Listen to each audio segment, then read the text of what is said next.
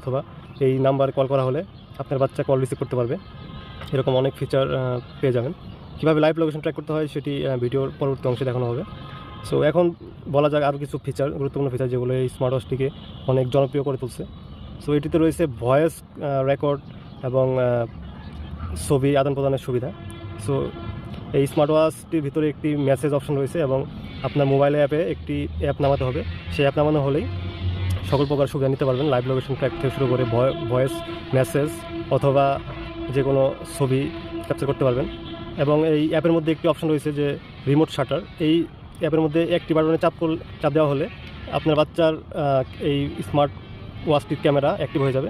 তখন আপনি চাইলে আপনার বাচ্চার লাইভ ফটো নিতে পারবেন। যেরকমটি এই ক্যামেরা যেদিকে ঘোরানো থাকবে সেদিকের একটি ফটো আপনার মোবাইল অ্যাপে চলে যাবে।